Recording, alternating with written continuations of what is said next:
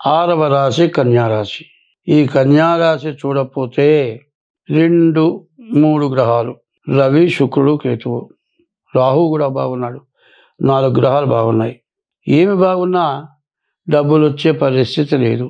మరి లగ్నానికి సప్తమంలో శని ఉన్నాడు. దుర్బుద్ధులు పుడతాయి, చేయరాని పనులు చేస్తారు. భార్యాభర్తల్లో సమస్యలు రావడానికి అవకాశం ఉంది. సప్తమ శని నీచ స్వభావాలు పడతాయి. ఈ నీచ స్వభావాలు పడితే కుటుంబానికి జీవితంలో కలవు.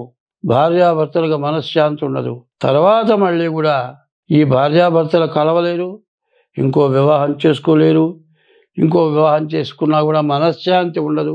ఈ టైంలో సంతానం ఉండి గొడవలు పెట్టుకొని విడబడిపోయి కోర్టుకెక్కి చెరుకళ్ళు వివాహం చేసుకొని కన్న పిల్లల్ని బజారు పాలు చేసి పెద్దవాళ్ళు చూడలేక పిల్లలు అనాథలైపోతారు. బాధ్యత ఎట్లాంటిదంటే వివాహం చేసుకున్న తర్వాత ధర్మో రక్షతి రక్షిత, ధర్మాన్ని నువ్వు రక్షిస్తే నిన్ను ఆ ధర్మం రక్షిస్తుంది అని చెప్పి ఉంది. అందులో కేతు 11 ఉన్నాడు. నీకు జ్ఞానం ఉంటుంది. చేసే తప్పు మంచి అనే విచక్షణ జ్ఞానం పూర్తిగా ఉంటుంది. తెలిసి తప్పు చేస్తే నీ జీవితంలో ఇక మళ్ళీ బాగుపడవు. మరి ఈ పరిస్థితిని ఆలోచిస్తే రవి వల్ల ఉద్యోగం బాగుంటుంది, విదేశాలకు వెళ్ళటానికి బాగుంది, ప్రమోషన్కి బాగుంది. మరి తర్వాత రాహు వల్ల మీకు విపరీతమైన మరి ధనం వస్తుంది. ఇదంతా సద్వినియోగం కావాలా లేకపోతే దుర్వినియోగం కావాలా? ఇంట్లో భార్యతో భర్త పూర్తిగా అనుకూలంగా ఉండటం చాలా మంచిది. అట్లా ఉండకపోయినట్లయితే భార్యని ఎగర్తించి నువ్వు చెప్పేదేంది, ఆడది చెబితే నేను వింటానా అనేటువంటి మాటలు చాలామంది మాట్లాడుతూ ఉంటారు. ఒక్కటే ముఖ్యమైన విషయం, అది తప్పని ఎక్కడ అనుకోబాకండి. వివాహం అయ్యేటంత వరకు ఆడపిల్ల తలకాయ ఉంచుకొని ఉంటుంది. వివాహం అయిన తర్వాత భర్త దగ్గర ప్రేమ స్వతంత్రం వల్ల అంతకుముందు తలకాయ ఉంచుకొని ఉన్నది సిగ్గుపడ్డ మనిషి, మొహం చూడటానికి భయపడ్డ మనిషి భర్త దగ్గర తలకాయ ఎత్తి మాట్లాడుతుంది. అంతేకాదు భర్తలో ఎటువంటి తేడా ఉన్నా, ఎటువంటి పొరపాటున్నా నిలబెట్టి బాధించి శిక్షించి అల్లరి చేసి అతన్ని మార్పు తెచ్చుకుంటానికి కష్టపడుతుంది. ఎందుకంటే ఆడవాళ్ళల్లో చాలా గొప్పవాళ్ళు, ధైర్యవంతులు, మరి కుటుంబాలు బాగు చేసిన వాళ్ళు. స్త్రీ చిత్తం పురుషుడు భాగ్యం అనుంది. స్త్రీ చిత్తం మంచిదైతే పురుషుడు భాగ్యవంతుడు అవుతాడు, ఆ కుటుంబం ఐశ్వర్యానికి వస్తుంది. మరి ఝాన్సీ లక్ష్మీబాయి లాంటి వాళ్ళు మగవాళ్ళు చాలా యుద్ధంలో. అటువంటి జాతి రత్నాలు 9 రత్నాలు ఉంటే నవరత్నాలు, 10వ రత్నం నారీరత్నం అన్నారు. ఇటువంటి సమయంలో భార్యతో విరోధం పెట్టుకోకుండా, మరి సప్తమంలో శని ఉంటే మగవాడికి నీచ స్త్రీ సాంగత్యం రావడానికి అవకాశం కనబడుతుంది. అదే కాదు ఆడ మనిషికి కూడా నీచ పురుష సాంగత్యం రావటానికి కూడా అవకాశం ఉండొచ్చు. ఇది నిజమా అబద్ధమా అనేది కాదు. అటువంటి ప్రయత్నాలు ఎక్కడి నుంచైనా వచ్చినా ఇది మనస్సులో పెట్టుకోండి. జీవితం గడవాల్సింది భార్యతో భర్తకి, భర్తతో భార్యకి జీవితం గడవాలి. ఈ టైంలో వ్యాపారం లేదు. మరి రోగాలు, వ్యాధులు, అనారోగ్యాలు, అనవసరమైన ఖర్చులు, మరి వచ్చే డబ్బులు రోగాలకి, మందులకి, డాక్టర్లకి చాలనటువంటి పూర్తి ఇబ్బందులు ఉన్నాయి.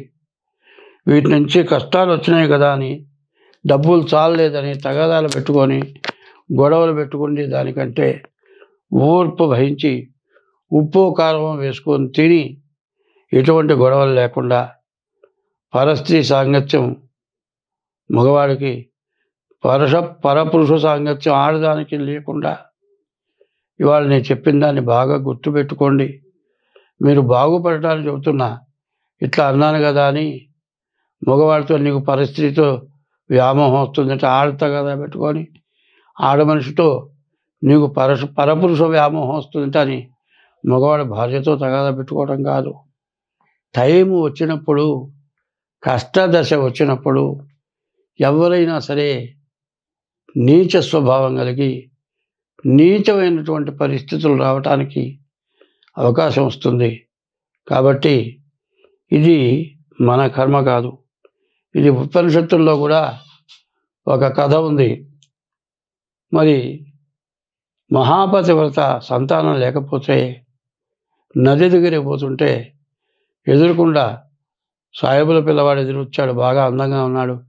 ఇట్లా అండి పిల్లవాడు పుట్టితే బాగుండును కదా, ఇంత అందగాడు పుట్టితే బాగుండును కదా అనుకున్నందువల్ల అట్లాంటి పుత్రుడు పుట్టాడు. వాడే జాతకరీత్యా తండ్రిగా నిరూపింపబడ్డాడు. దానివల్ల ఒక శాపం వచ్చింది. ఆడదాని నోట్లో ఒక సెకండ్ కూడా సత్యం నిలబడకూడదు, నిత్యం అబద్ధం చెప్పకూడదు అని చెప్పింది. అబద్ధం పొరపాటున చూచినా వెంటనే బయటపెడతారు, సత్యం చెప్పలేరు. కాబట్టి ఇటువంటి సమస్యల్లో బాధపడతారు. కాబట్టి మీరు ముందుగా డేట్ ఆఫ్ బర్త్ ద్వారా జాతకం చూపించుకోండి. ఈ జాతకం చూపించుకోవడమే కాక దానికి తగిన శాంతి చేసుకోండి.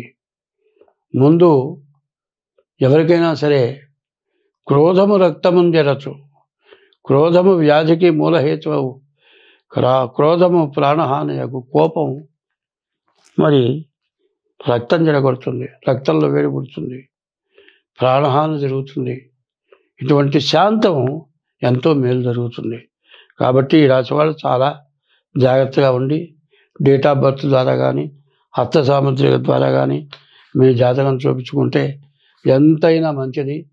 మీ జాతక రీత్యా మీ దోషాలు పోగొట్టుకుంటే చాలా మంచిది. స్వస్తి. హిట్ టీవీ యాప్, ఇందులో short news, live news, entertainment shows, movies, digital magazines తో పాటు మీ జిల్లా వార్తలను కూడా ఫ్రీగా చూడొచ్చు. ఇంకెందుకు ఆలస్యం, వెంటనే హిట్ టీవీ యాప్ ని డౌన్లోడ్ చేసుకుని ఫ్రీగా ఎంటర్టైన్మెంట్ పొందండి. Hit TV app. Hit TV app. Please download hit TV app. Hit TV app ని ఫ్రీగా డౌన్లోడ్ చేసుకుని ఎంజాయ్ చేయండి. మీకు నచ్చిన ఎంటర్టైన్మెంట్ కోసం హిట్ టీవీ యాప్ ని ఫ్రీగా డౌన్లోడ్ చేసుకుని ఎంజాయ్ చేయండి. హిట్ టీవీ యాప్ ని డౌన్లోడ్ చేసుకుని ఆస్వాదించండి, ఆశీర్వదించండి. ఇంతమంది